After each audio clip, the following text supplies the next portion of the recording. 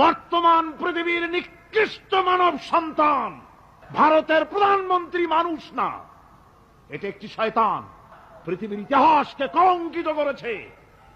আজ পর্যন্ত পৃথিবীতে কোথাও মসজিদ ভাঙা হয়েছে এর কোন ইতিহাস নয়।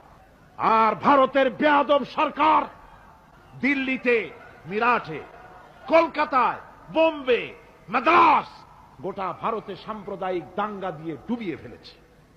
মুসলমানেরা আজকে তা সেখানে এতিম অবস্থায় পড়ে আছে। একটা সরকার এই দৃশ্য দেখতে পারে?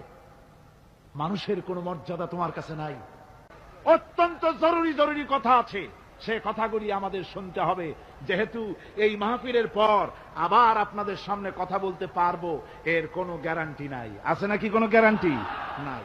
সুতরাং বসতে হবে, কেউ দাঁড়াবে না। টেলিভিশনের ভিতরে নাটকের মাধ্যমে ইসলামকে অসম্মান করা হচ্ছে, মুসলমানদের দাড়িকে অসম্মানিত করা হচ্ছে, টুপিকে অসম্মানিত করা হচ্ছে।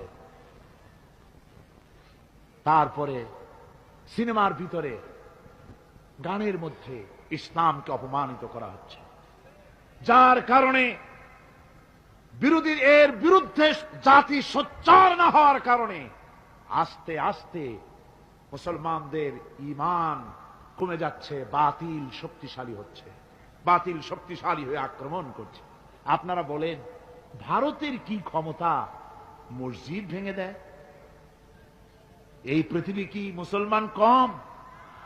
জোরে বলেন, মুসলমান কম? তাহলে ভারতের বাবরি মসজিদ তারা ভাঙলো কি করে? সাহস পেল কোথা? সাহস পেয়েছে আমরা আমাদের ঐক্য বিনষ্ট করেছি, আমাদের ঐক্য ভেঙে ফেলেছি। আমরা একজন আর একজনকে গালি দেই, মুসলমান না বলে গালি দেওয়া হয়। পরস্পরের মহব্বত নাই, স্বীকৃতি নাই, শ্রদ্ধা নাই, ঐক্যবদ্ধভাবে আমরা নাই। আমরা আমাদের চরিত্র নাই, চরিত্র নষ্ট করেছি।